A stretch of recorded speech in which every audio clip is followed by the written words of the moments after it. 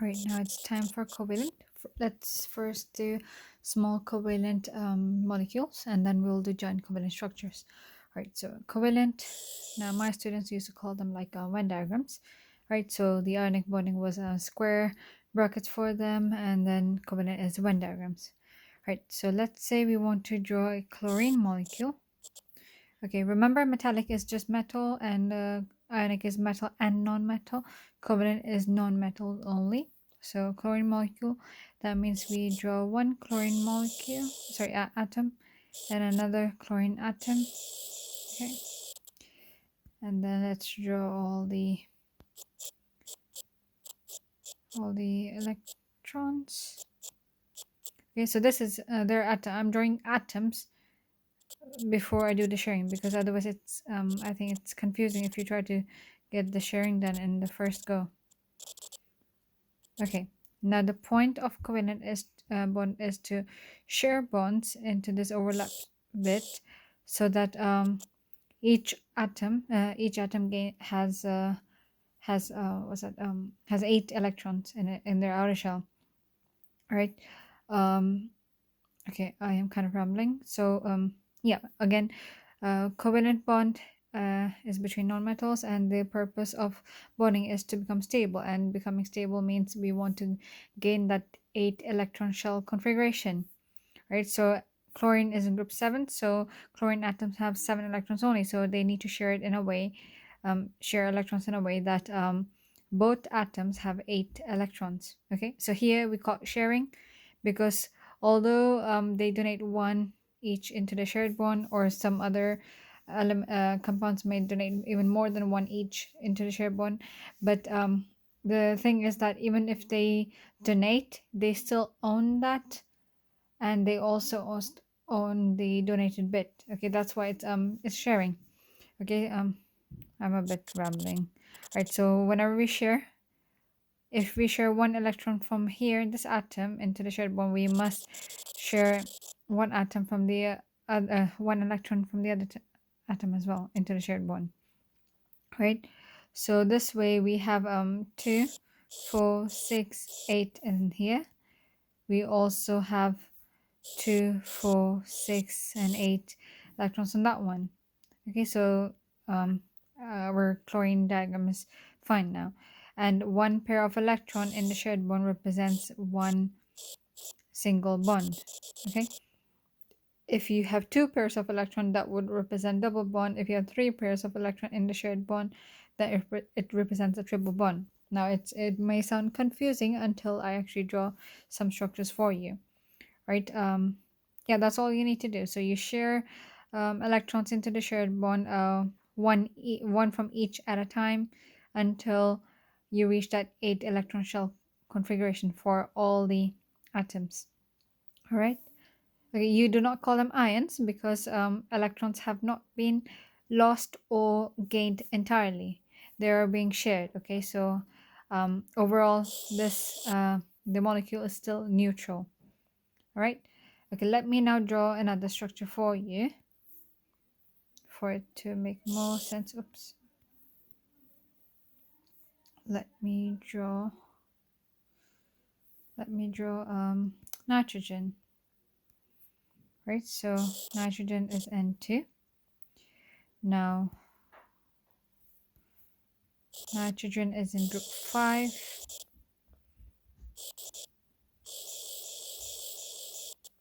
Okay, you may have heard this before, but yes, I'm not an artist, none of the teachers are, so we really excuse our horrible, please excuse our horrible drawings at times. Right, so nitrogen is in group 5.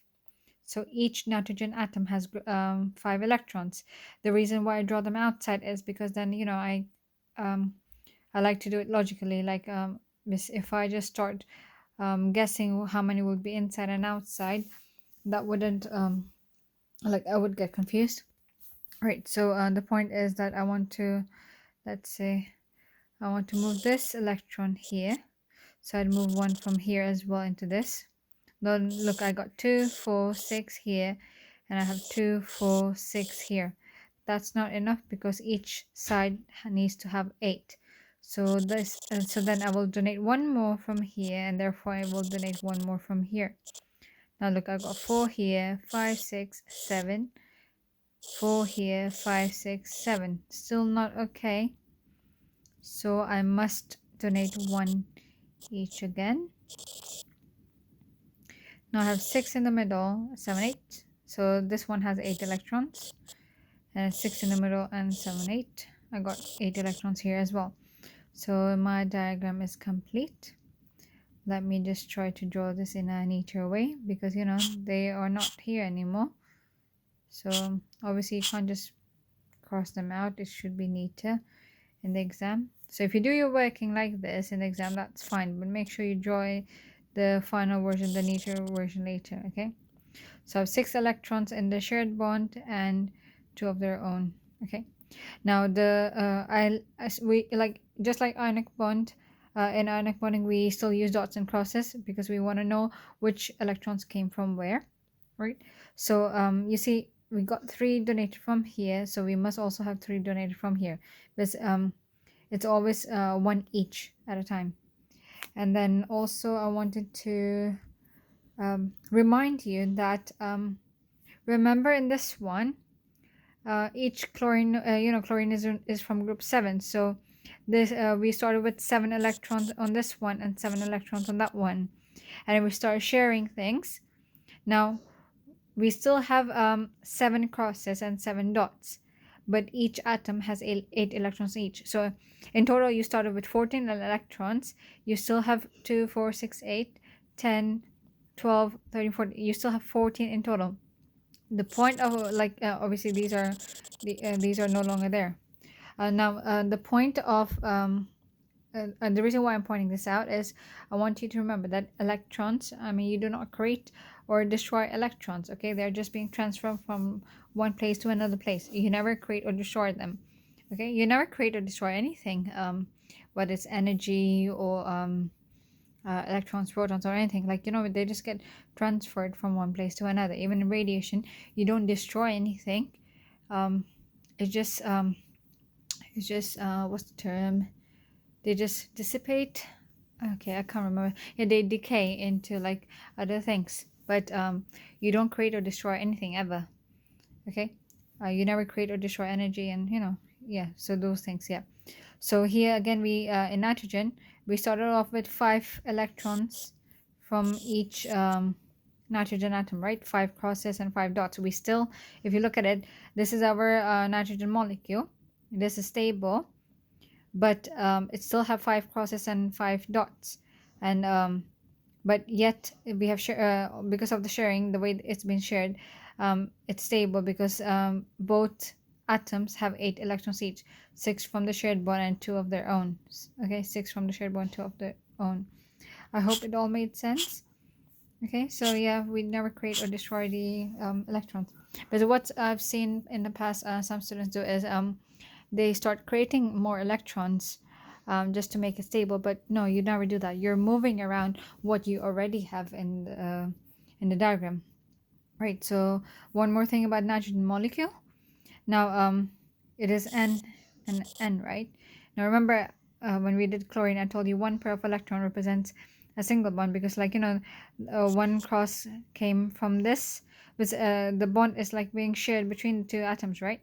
So 1 electron was sent from this atom here and 1 dot was sent from here. Okay, I mean, like, electron dots and crosses, they're electrons, right, in this case. Yeah, so 1 electron was sent from this atom to the shared bond, and 1 electron was sent from this electron to the shared bond. Okay, so one bond is made up of 2 electrons that came from like 1 each came from either bond. All right, so this the same is happening here. So this is so those 2 electrons make up 1 bond, the other 2 electrons make up the other bond, and the other 2 electrons make up the third bond. And that's how you know that nitrogen has a triple bond between them. Okay, so you've got 6 electrons being shared between them, 3 crosses from this nitrogen atom, and then 3 dots from this nitrogen atom. Okay, I hope that helps, like that, because this is a nice understanding and it really helps in that bond energy topic I've seen. Yeah, I always used to talk about this. It was kind of useful. Yeah. Right. Let me do one more diagram. So I want to do carbon dioxide. Right. So later, like if you really understand the chlorine molecule and the nitrogen molecule, I want you guys to also try the O2 diagram. Okay, and please send a picture to me. Right. CO2, carbon dioxide. Now we have 3 atoms here. Now, the reason why we'll put carbon in the middle is because we like to be as symmetrical as possible. So if you come across a compound you're not sure about, try to make it symmetrical. Like if it's a CH4, then the carbon will come in the middle, and then the hydrogen will be left, right, and top, bottom, okay? Like in this case, so these are all hydrogen, okay? And in CO2, we keep C in the middle, and then it's oxygen on the sides, okay? Okay, just remember you want it to be as symmetrical as possible, okay, if you're ever confused about anything. Right now, let me draw the original number of electrons. So carbon is here, so group 4, so it has 4 electrons in its outer shell originally. Oxygen is group 6, so I expect 6 dots on this one, and I will also use dots for this one, so 6 dots on that one. Okay, so here now, whatever carbon, if carbon donates 1 electron to this bond, okay, let me use another color. So if this carbon donates 1 electron to this shared bond, so yes, this oxygen also needs to donate 1 electron to the shared bond. But now the next electron from this carbon cannot go here because it has to be symmetrical. I had to balance it. So this electron will go into this shared bond, and that's why 1 electron from here will also go into the shared bond. Okay, now if you just focus on the carbon, you got 2, 4, 6 here, so it's still not okay. Let's just look at oxygen. You got 2, 2, 4, 6, 7. So oxygen has 7. So carbon has 6 electrons, both oxygen have 7 each, and so it's not okay. So we must donate some more. So let's donate this electron into the shared bond. That's why you need to donate another one from the oxygen as well. And then we need to do the same here. So let's donate this, because if you don't do that, so if you look at now, it's 4, 6, 7. So this carbon has 7, so it's still not okay. So we need to carry on. So this electron gets into the shared bond from the carbon, and the oxygen also donates 1 electron to the shared bond. So now if you look, let me just tidy this up a bit. The crosses make it look like such a huge mess. And I'm really sorry that I ramble sometimes, but please bear with me because it has been a while that I've actually taught the topic in a formal setting. It's not been that long, but then yeah, I just do maths a lot day to day, so doing chemistry suddenly kind of I feel a bit rusty doing it. But I'm like rusty as in, like, I'm rambling more than I would have if I was doing it on a regular basis. Right, so if we count the number of electrons, so this carbon has 4 from this shared bond, 4 from that shared bond, so it has 8. And then if you look at this oxygen, so it's got 4 from the shared bond, 2 here, 2 here, so it's got 8. And if you look at this oxygen, so you've got 4 from here, 2 from here, 2 from here, that's also 8. So all good, this is stable. So if you look at if you want to know about the single bond, double bond thing, so you got carbon, oxygen, oxygen there. Now look, so remember each pair represents a bond. So you got 2 pairs here, so there's a double bond there. And then again, you've got 2 pairs here, so there's a double bond there. Okay, so this is the way how we actually know that which atom is capable of making how many bonds, like maximum how many bonds. So nitrogen can it has 5 electrons in its outer shell, right? It needs 3 electrons more to become stable. So uh, it it can form up to like triple, so it can form triple bonds. Okay, it can also have double bonds or single bonds, but the maximum it can do is it needs triple bond. Okay, the maximum. So it might be that it has a double bond with something else and then a single bond with something else. Okay, but in total, nitrogen makes 3 bonds. Oxygen Oxygen makes maximum 2 bonds. Okay, you will never see an oxygen being triple bonded with anything else. So it can have a single bond, like 2 single bonds, or it may have 1 double bond with something. Okay, with something. Right. So and carbon is capable of making up to 4 bonds. Okay, so you could have 2 double bonds. Sometimes you could have a triple bond with something like carbon carbon triple bond, and then you have a maybe like hydrogen here. Okay. So you've got 4 bonds in total, right? And or you could have all or like in methane, so you could have 4 single methane like bonds with 4 hydrogens, right? So yeah. So any combination, but like carbon will make up to 4 bonds, oxygen will make up to 2 bonds, and nitrogen will make up to 3 bonds. So it's just good to know these things. Helps a lot in bond energy, and even more helpful when you do A-level chemistry, if you do A-level chemistry. Okay, so that's all I would talk about. No, that's not all, because I still need to talk about something. So that was drawing, and you can also just explain what you draw if you want to do it in words. About electricity, there's no charge here, so they do not conduct electricity. So no electricity. Okay, it's really wrong wording here. It's actually they do not conduct electricity, but yeah, so there's no charge. So because no charge. Okay, they're neutral, so that they do not conduct electricity. Okay, and then we need to know about the melting point, boiling point. That is a bit interesting. So about melting point. Oh, and let's just keep that there. Let me maybe make this smaller.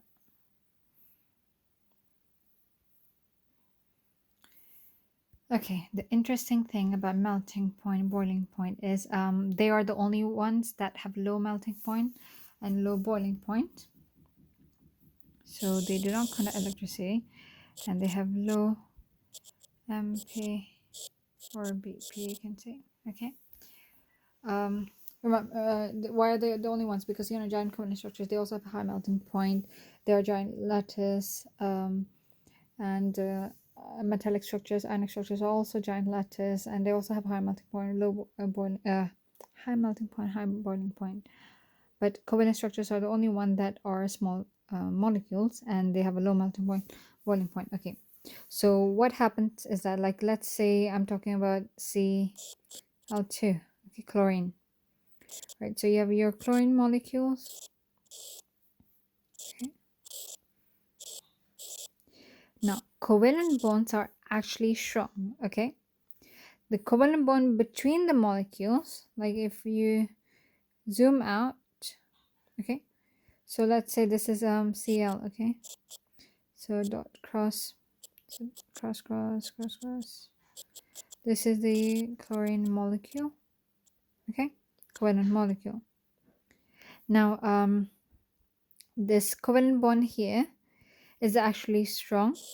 So when we talk about low melting point, low boiling point, it's not that we're breaking that. That's not low. That's going to take a lot of energy to split. Okay. What is low is that between all the molecules, you have like weak van der Waals forces. Okay, weak forces of attraction. Okay. Now, depending on you really need to check yourself if you need to remember the term van der Waals forces, or weak forces is fine. Weak forces of attraction.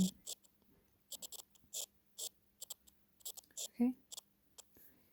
Or like van der Waals.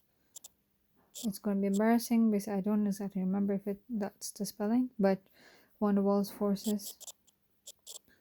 Okay. I don't know which one you need to know. just double check yourself. Okay, so you have weak van der Waals forces of attraction between the molecules. Okay, so between one molecule and the other molecule, and these are weak, so you don't need much energy to break them. So a bit of heat will break them. So a bit of heat is enough to break them.